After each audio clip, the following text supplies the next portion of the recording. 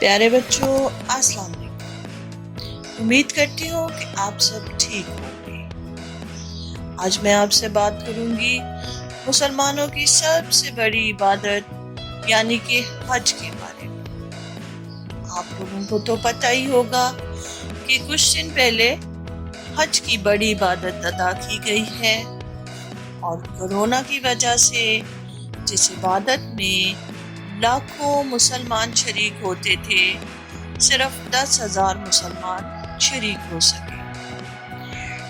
बच्चे जानना चाहते हैं कि हज की इस इबादत को किस तरह अदा किया जाता है, तो मेरा आज का मौजू होगा हज की इबादत। अल्लाह ताला फरमाते हैं कि हमने इंसान को अपनी इबादत के लिए पैदा किया। इंसान की पैदाइश का मकसद अल्लाह ताला की इबादत करना और खुशनुदी हासिल करना है। अल्लाह की इबादत के लिए फरिश्ते और जिन्नात पहले से मौजूद थे, लेकिन अल्लाह ताला ने इंसान को ऐसी मखलूक बनाया है जो अक्ल और समझ बूझ रखती है। इंसान की मुकम्मल रहनुमाई की गई है। इस रहनुमाई के लिए 1,24,000 पैगंबर भेजे गए।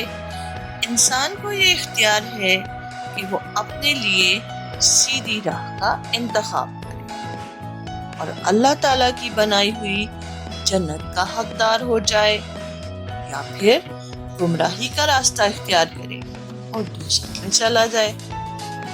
अल्लाह ताला को खुश करने का बेहतरीन जरिया अल्लाह ताला की इबादत करना है। मुसलमानों पर जो इबादत फर्ज की गई हैं वो दीन इस्लाम का सुतून कहलाती है। जिस तरह सुतून यानी कि पिलर पर इमारत कायम होती है और अगर सुतून गिर जाए तो इमारत कायम नहीं रह सकती, बिल्कुल इसी तरह दीन इस्लाम की ये इमारत 5 सुतूनों पर खड़ी है और ये सुतून है कलमा तैयबा यानी कि ला इलाहा इल्लल्लाह मुहम्मदुर रसूलुल्लाह, नमाज, रोज़ा, ज़कात और हज। कलमा तैयबा इस्लाम की बुनियाद है। इसको पढ़कर हम मुसलमान उम्मत के हलके में दाखिल हो जाते हैं। इसके बाद नमाज पढ़ने का हुक्म है। 7 साल की उम्र से नमाज पढ़ने का हुक्म है। मुसलमान दिन में 5 नमाजें पढ़ते हैं। इसके अलावा नमाज जुमा और ईदैन की नमाजें और नमाज जनाजा पढ़ी जाती हैं। नमाजों को इनके मुकर्रर औकात पर अदा करना जरूरी है। इसके बाद रोजे की इबादत है जो कि बालिग यानी कि समझदार हो जाने पर फर्ज हो जाती है। इसमें माह रमजान में पूरा महीना रोजे रखे जाते हैं। ज़कात की इबादत है। हर मुसलमान जो कि साहिब इस्तात हो यानी कि मालो दौलत रखता हो, इसके लिए जरूरी है कि वो मुकर्रर करदा निसाब के मुताबिक ज़कात अदा करे। इस तरह गरीब मुसलमानों की मदद हो जाती है। ज़कात रुपए, पैसे, मालो दौलत और जायदाद वगैरह पर अदा की जाती है। नमाज और रोज़ा बदनी इबादत हैं, यानी कि इनमें जिस्म की मशक्कत होती है, जबकि ज़कात माली इबादत है। मुसलमानों की सबसे बड़ी इबादत हज है, जिसमें बदनी मशक्कत भी है और माली खर्चा भी। हज एक ऐसी इबादत है जिसमें तमाम इबादतों की रूह शामिल है। हज की इबादत के लिए सऊदी अरब के मुल्क जाना होता है। दुनिया भर के मुसलमान हज की इबादत के लिए सऊदी अरब पहुंचते हैं। ये तादाद में लाखों होते हैं। सऊदी गवर्नमेंट इनकी रिहाइश और आमदोरफ्त का मुनासिब बंदोबस्त करती है। जो कोई हज की इबादत करता है इसे हाजी कहा जाता है। हज के लुग़वी मानी है कसद या इरादा करना। शरई लिहाज से इबादत की नीयत से खाना काबा का कसद करना हज कहलाता है। زیارت بیت اللہ اور مخصوص ایام میں معین طریقے سے مناسک حج ادا کرنے کا نام حج ہے۔ حج مخصوص ایام میں ہی ادا کیا جاتا ہے۔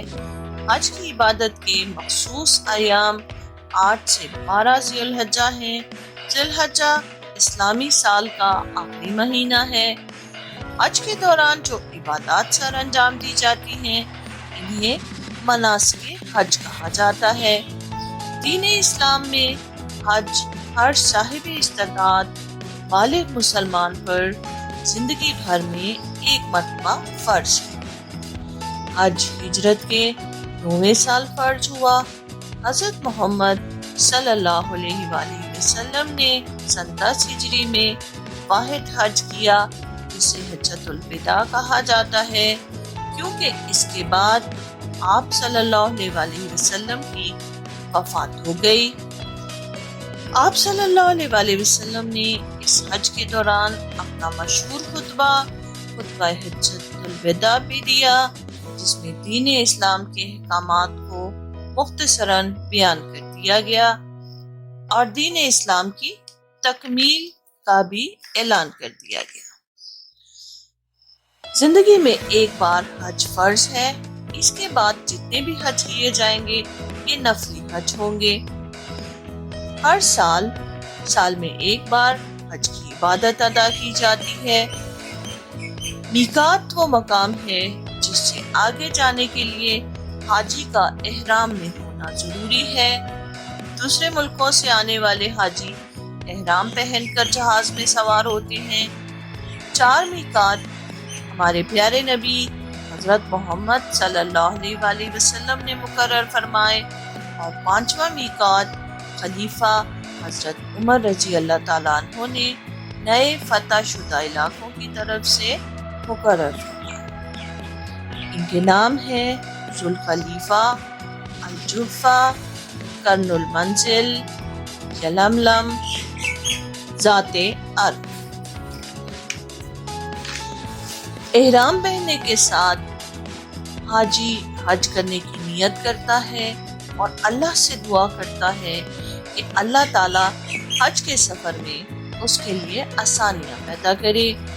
احرام وہ لباس ہے جو حاجی پہنتے ہیں اور اس کا پہننا ضروری ہے۔ مردوں کے لیے یہ 2 انسلی چادریں ہیں، ایک کو وہ تہمت کے طور پر پہنتے ہیں اور دوسری چادر سے باقی جسم ڈھانپ لیتے ہیں، جبکہ خواتین اپنا سلا ہوا لباس ہی پہنتی ہیں اور اپنے سروں پر لمبی چادر اوڑھتی ہیں اور اپنے آپ کو اس سے ڈھانپ لیتی ہیں۔ احرام کی حالت میں چہرہ کھلا رہے گا لیکن بال نظر نہیں آنے چاہیے۔ احرام پہننے سے پہلے حجامت کروا لیں، یعنی کہ شیو کر لیں، غیر ضروری بالوں کی صفائی کر لیں اور ناخن کاٹ لیں۔ احرام کی نیت سے غسل کر لیں یا پھر کم از کم وضو کر لیں۔ احرام پہن لینے اور نیت کر لینے کے بعد کچھ کام آپ پر منع ہو جاتے ہیں، جیسا کہ ناخن تراشنا، شیو کرنا، کسی کو مارنا یعنی قتل کرنا۔ نہ صرف انسانوں کو مارنا منع ہے بلکہ جانوروں اور پودوں کو نقصان پہنچانا بھی منع ہے۔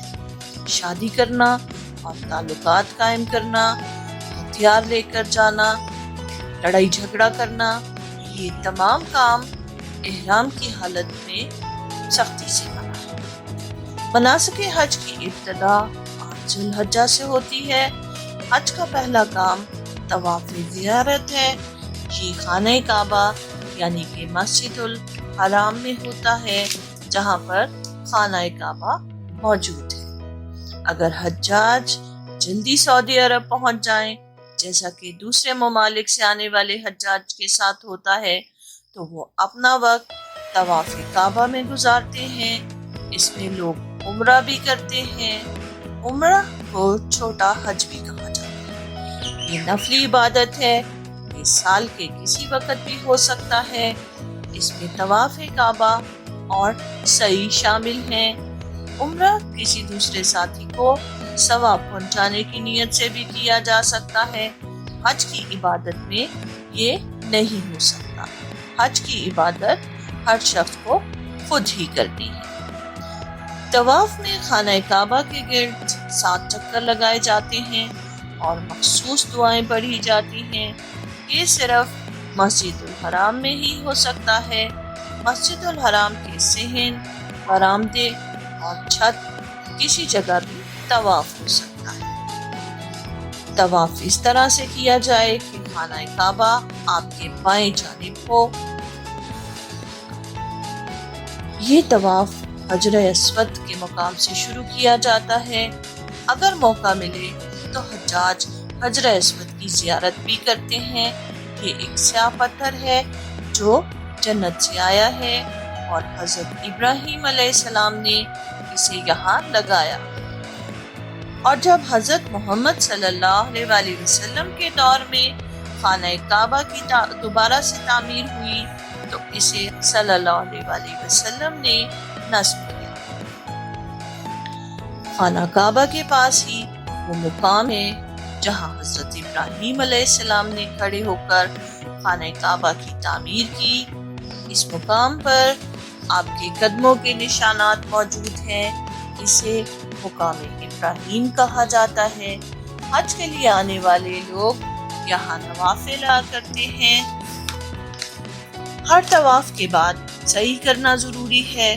سعی میں صفا اور مروہ پہاڑیوں کے درمیان 7 چکر لگائے جاتے ہیں۔ یہ فاصلہ دوڑ کر عبور کرنا ہوتا ہے۔ تیزی سے چل کر بھی سعی کی جا سکتی ہے۔ یہ حضرت ابراہیم علیہ السلام کی بیوی اور حضرت اسماعیل علیہ السلام کی ماں حضرت ہاجرہ کی یاد تازہ کرتی ہے۔ جب حضرت ابراہیم علیہ السلام کو حکم ہوا کہ وہ اپنی بیوی اور معصوم بچے کو بے آب و گیاہ صحرا میں تنہا چھوڑا، اور انہوں نے ایسا ہی کیا۔ حضرت ہاجرہ پانی کی تلاش میں صفا اور مروہ کی پہاڑیوں کے درمیان بھاگتی رہیں۔ انہوں نے 7 چکر لگائے۔ آخر کار اللہ تعالیٰ نے ان کے لیے پانی کا بندوبست کر دیا۔ اس واقعے کو آپ نے حضرت ابراہیم علیہ السلام کے واقعہ میں تفصیل سے سنا ہے۔ اور پھر کیا ہوا کہ آب زمزم کا چشمہ جاری کر دیا گیا۔ صحرا میں جہاں کہیں میٹھا پانی نہیں ملتا، وہاں آب زمزم ایسا چشمہ ہے جس کا پانی لاکھوں حاجی پیتے ہیں، اس سے وضو بھی کرتے ہیں اور بڑے بڑے کین بھر کر تبرک کے طور پر اپنے ساتھ بھی لے جاتے ہیں، اور یہ پانی کبھی ختم نہیں ہوتا۔ سعی کرنے کی جگہ بھی اب مسجد الحرام کا حصہ بن چکی ہے۔ طواف کے دوران جو تکبیرات پڑھی جاتی ہیں انہیں تلبیہ کہا جاتا ہے۔ تلبیہ یوں پڑھی جاتی ہے: لبیک اللہم لبیک، لبیک لا شریک لک لبیک، ان الحمد والنعمت لک والملک لا شریک لک۔ ترجمہ: حاضر ہوں اے اللہ، میں حاضر ہوں، تیرا کوئی شریک نہیں، حاضر ہوں، بے شک حمد و ثنا تیرے ہی لائق ہے، ساری نعمتیں تیری عطا کی ہوئی ہیں، بادشاہی تیری ہے اور تیرا کوئی شریک نہیں۔ طواف زیارت کرنے کے بعد حجاج مینا میں جمع ہو جاتے ہیں۔ مینا ایک کھلا میدان ہے۔ 9 ذی الحجہ کے دن لوگ میدان عرفات میں چلے جاتے ہیں۔ یہ مکہ سے 20 کلومیٹر کی دوری پر واقع ہے۔ یہاں ایک بہت بڑا میدان ہے جہاں حجاج کے لیے خیمے لگائے جاتے ہیں۔ حجاج ان خیموں میں اپنا سامان رکھتے ہیں۔ مرد حضرات مسجد میں چلے جاتے ہیں اور خواتین وہیں رہ کر نفلی عبادات کرتی ہیں اور دعائیں کی جاتی ہیں۔ اس دن کی دعائیں قبول ہوتی ہیں۔ میدان عرفات کے ایک طرف جبل رحمت ہے، یہ پہاڑی ہے، اس کے اوپر مسجد نمرہ بنی ہوئی ہے۔ یہاں امام کعبہ खुतबा हज देते हैं। खुतबे का वक्त जोहर की नमाज के वक्त होता है। वकूफ अरफात हज का रुकन आज़म है, इसके बगैर हज नहीं होता। तमाम हाजी एक वक्त में एक ही जगह मौजूद होते हैं। सऊदी गवर्नमेंट यहाँ बेहतरीन इंतजामात करती है और हाजियों को खाना और पानी मुफ्त फराहम करती है। हज का खुतबा न सिर्फ पूरे मैदान अराफात में सुना जा सकता है, बल्कि इसे मुख्तलिफ ममालिक में बज़रिया टीवी नशर किया जाता है। साथ ही साथ 10 मुख्तलिफ जुबानों में इसका तर्जुमा भी नशर किया जाता है ताकि ज़्यादा से ज़्यादा लोग इसको समझ सकें। खुतबे के बाद ज़ोहर और असर की नमाजें एक साथ अदा की जाती हैं। इन्हें ज़ोहरैन कहा जाता है। नमाज अदा करने के बाद जज मुज़दलिफ़ा जाते हैं। यहाँ मगरिब और इशा की नमाजें इकट्ठी अदा की जाती हैं। ऐसा सिर्फ हज के दौरान होता है, आम दिनों में ऐसा नहीं किया जाता। हज्जाज ये रात मुज़दलिफ़ा में खुले आसमान तले गुजारते हैं। रात भर इबादत और दुआएं करते रहते हैं। अगली सुबह हज्जाज जुलूहे सुबह से पहले ही वहां से निकलते हैं और मिना पहुंच जाते हैं। यहाँ जुमरात के मुकाम पर शैतान को कंकर मारे जाते हैं। कंकरियां मारना भी हजरत इब्राहीम अलैहिस्सलाम की सुन्नत है। हदीस शरीफ में है कि रसूल करीम सल्लल्लाहु अलैहि वसल्लम ने फरमाया कि हजरत इब्राहीम अलैहिस्सलाम मनासिक हज अदा करने के लिए आए तो जुमरा कुबरा के पास शैतान सामने आया और आपको रोकने की कोशिश की। आपने उसे 7 कंकर मारे, यहाँ तक कि वो जमीन में धंस गया। फिर आप जुमरा वस्ता के पास पहुंचे, शैतान फिर से नजर आया। आपने फिर से उसे 7 कंकर मारे, यहाँ तक कि वो फिर जमीन में धंस गया। और फिर तीसरी बार फिर शैतान नजर आया। हजरत इब्राहीम अलैहिस्सलाम ने फिर से उसे 7 कंकर मारे और फिर शैतान जमीन में धंस गया।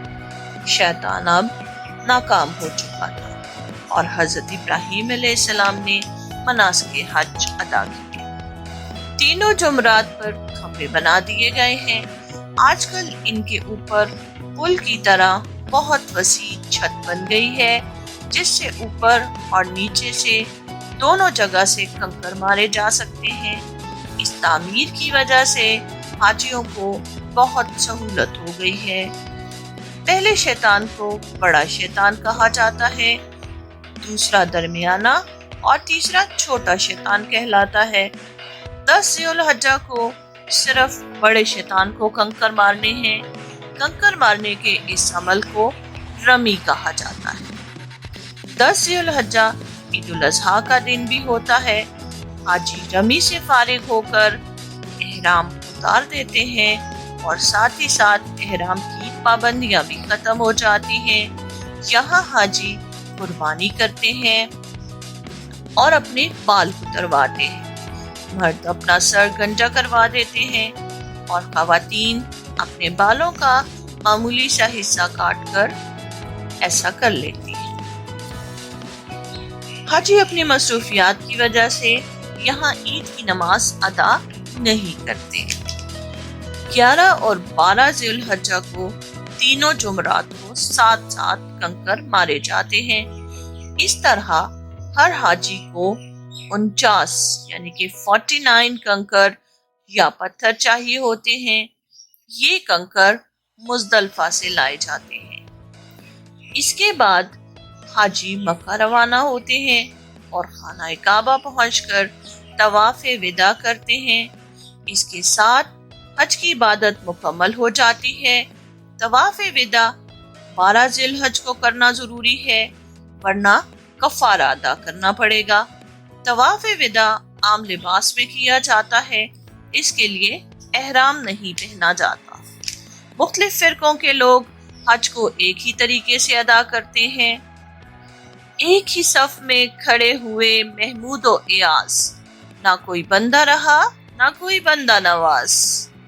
اس طرح مسلمانوں کے اتحاد کی بڑی نشانی ہے۔ حج کرنے کے بہت سے فوائد ہیں۔ حج گناہوں کو اس طرح دھو ڈالتا ہے جس طرح پانی میل کو صاف کر دیتا ہے۔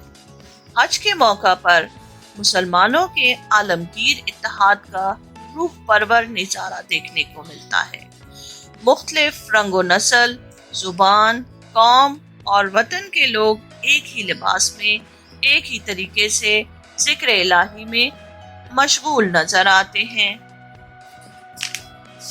حج کرنے والی خواتین کے لیے ضروری ہے کہ ان کے ساتھ ان کا محرم ہو۔ محرم سے مراد ہے ساتھی۔ محرم صرف مرد ہو سکتا ہے جس کا اس عورت یا لڑکی سے قریبی رشتہ ہو، مثلاً باپ، بھائی، بیٹا، پوتا یا پھر اس کا شوہر۔ جو لوگ حج کے لیے جاتے ہیں وہ دیگر زیارات پر بھی جاتے ہیں۔ ان میں سب سے اہم روضہ رسول صلی اللہ علیہ وآلہ وسلم کی زیارت ہے۔ اگرچہ یہ حج کا حصہ نہیں ہے، لیکن حجاج کرام مدینہ منورہ میں کم از کم ایک ہفتہ ضرور رکتے ہیں اور وہاں 40 نمازیں ادا کرتے ہیں۔ اس کے علاوہ غار حرا، غار ثور، مسجد قباء اور دیگر مقامات بھی دیکھے جاتے ہیں۔ اللہ پاک ہمیں اپنی عبادات کو اچھے سے ادا کرنے کی توفیق عطا فرمائے، آمین۔ آج کے لیے اتنا ہی، اب رانو کو دیجیے اجازت۔ اللہ حافظ۔